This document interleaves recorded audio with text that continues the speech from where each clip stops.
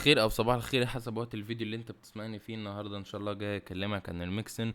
والمره اللي فاتت كلمتك عن الابستراكت كلاس ومبدأها مع الانهيرتنس، وجاي اكلمك النهارده ان شاء الله الميكسن ومبدأها مع الانهيرتنس.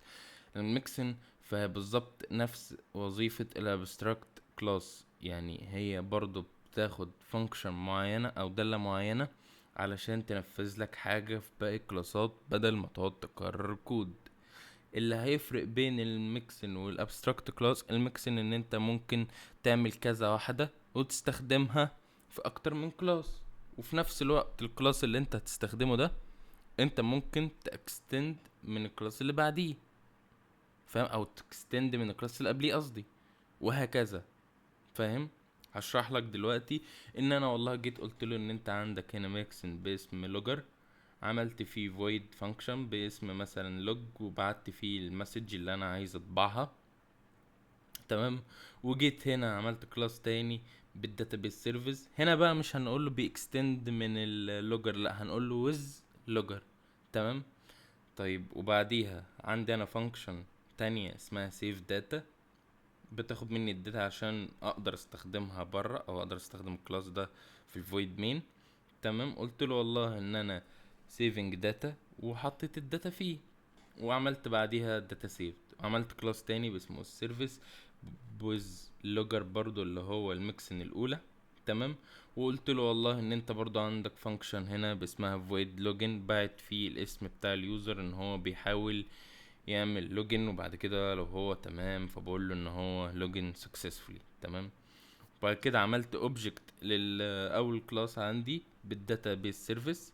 تمام. وقلت واخترت ان هو سيف داتا عشان ابعت له قيمه، وهنا بتحط بيانات اليوزر. وبعديه عملت اوبجكت تاني للاوس سيرفيس عشان ابعت اليوزر نيم. طيب دلوقتي ايه اللي هيفرق ما بين الميكسن والابستراكت كلاس؟ دلوقتي هنا لو جيت قلت ان انا عايز اعمل ميكسن تاني، تمام، باسم مثلا والله سي مثلا. تمام. وقلت له ان الميكسن ده يكون عندك فيه جوه void باسم مثلا hello، وجوه قلت له والله print hello. تمام. طيب جيت في الاوس سيرفيس هنا، عشان انا قايل له with logger، انا ممكن اعمل كوما كده واقول له ان كمان عايزك تستخدم لي السي. تمام. فلو جيت عند الاوس هنا قلت له والله الاوس دوت الهلو وقفلت، فطبيعي جدا هيطبع لي الهلو بعديها. يبقى انا كده قدرت استخدم الميكسن بتاعت لوجر وسي في كلاس واحد. طيب حد ممكن يقول لي احنا ممكن نختصر الكود ده ازاي؟ هقول لك انا ببساطة جدا ان انت مثلا والله هتمسح ده كده كله خلاص، انا مش عايزه. عايزين، احنا قلنا مش عايزين نكتب كود كتير، وان كل ما هتوفر في كتابة الكود، او يعني هتكتب كود قليل بتنظيم ولوجيك كويس، فهو ده بالنسبة لك او بالنسبة لينا كلين كود. بس خلي بالك الموضوع ما يزيدش عن حده، علشان ما يبقاش اوفر انجينير، يعني ما تعملش اوفر. يعني انت برضو لازم تبقى ولا مرنة قوي ولا اوفر زي ما قلت لك. تمام. طيب لو جيت هنا قلت له مثلا ان الاوس سيرفيس، جيت قلت له والله ان هو بيكستند من الداتابيز سيرفيس، في اي مشكلة؟ يعني هل الكلام ده غلط؟ انا وفرت على نفسي ان انا كل شوية اروح تعرفت لا ده باوبجكت ده باوبجكت، صح؟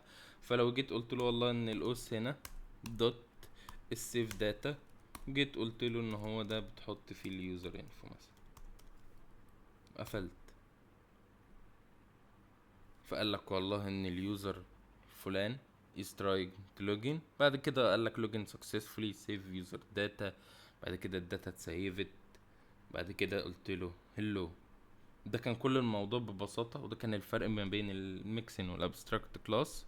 ولو وصلت لهنا يبقى دي اخر حلقة من حلقات ال OOP. متبقلنا بس الستريم وفيوتشر وباقي حاجات تانية هنعرفها لما نخش في فلاتر ونعمل ابليكيشنز بتقدر تربطها بالاي بي اي، عشان انا مهما شرحت لك عمر المعلومه ما هتوصل لك 100% زي ما هشرحها لك بالاي بي اي. ما تنساش تشترك في القناه وتدوس على اللايك لو عجبك الفيديو. سلام.